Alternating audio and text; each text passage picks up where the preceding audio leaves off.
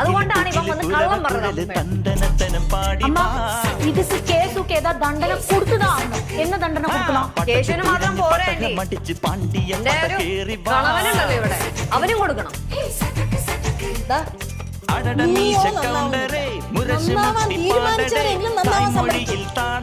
அம்மா என்ன தண்டனை கொடுக்கலாம் அது முதல்ல சொல்லுங்க.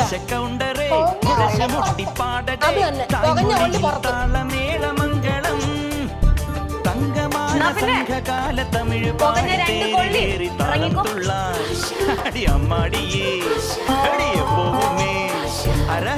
അങ്ങനെ ഒന്നാമത് തന്നെ വീട്ടിൽ നിന്ന് ചവിട്ടി സന്തോഷമായി.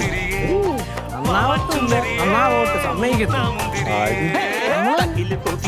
എല്ലാ കാര്യമുണ്ട്.